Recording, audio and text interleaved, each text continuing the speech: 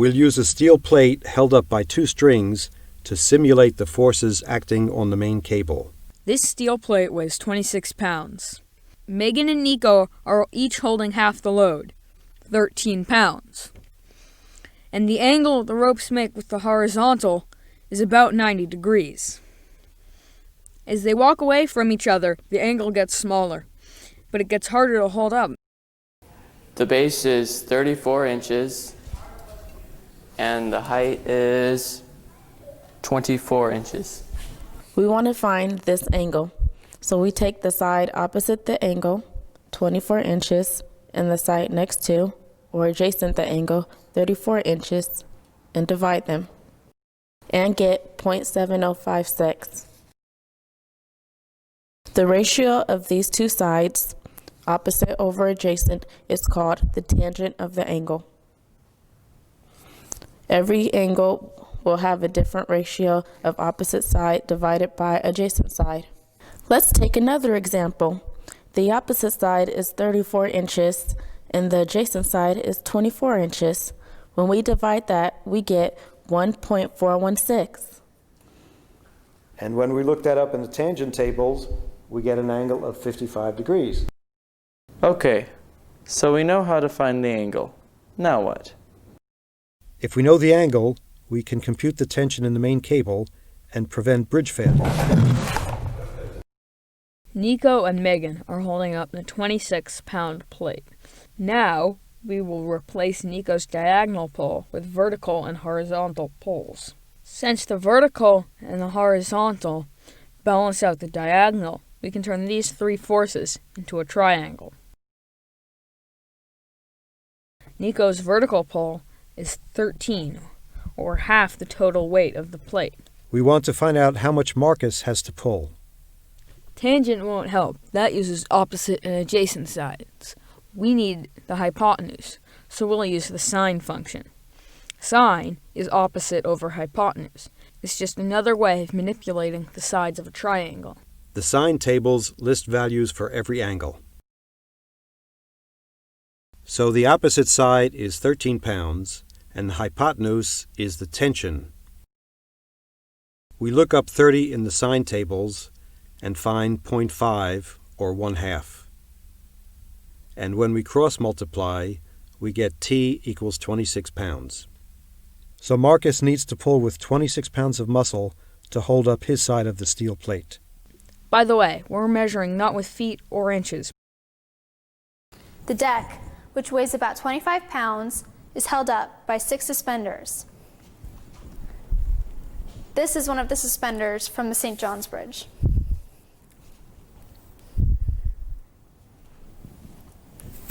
Our suspenders are attached to 2 main cables, which run along to the tops of the towers. This tower is made of 2x4s, and our other tower is made of Mitchell and Marcus.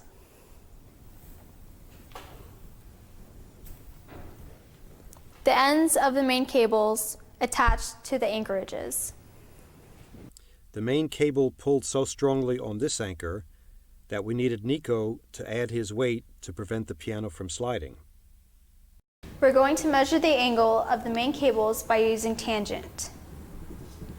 The base measures 96 inches.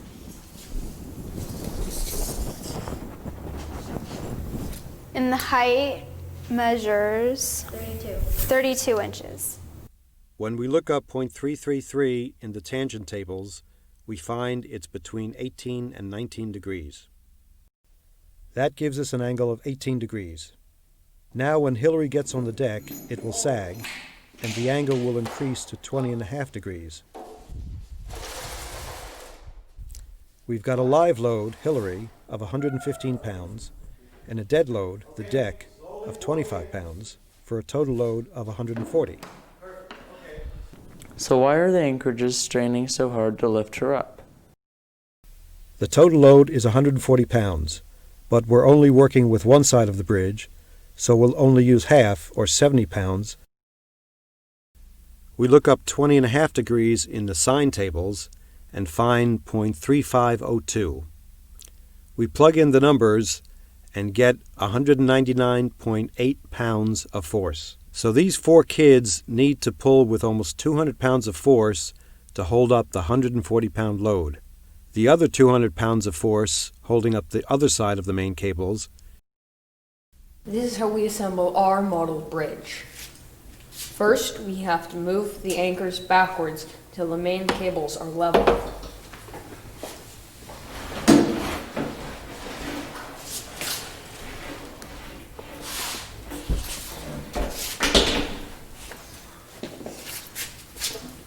That looks about right.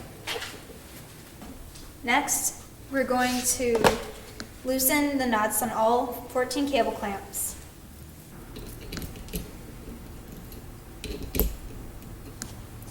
And then we're going to slide the cable clamp so that the suspender and the eye bolt are directly above the crossbeam.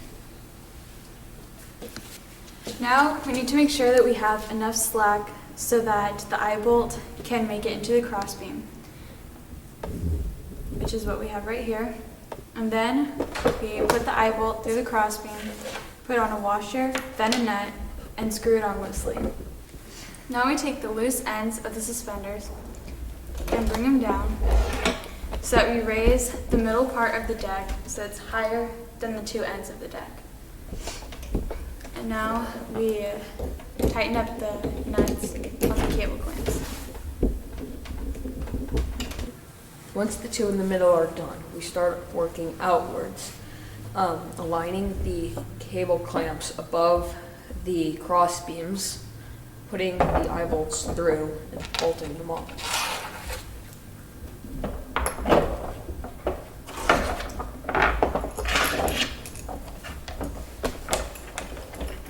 Now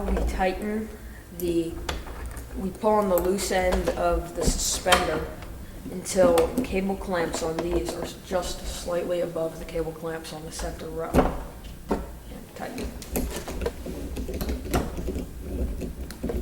After we're done with these 6, we work our way outwards in pairs with these and those and these and those until all of them have been finished.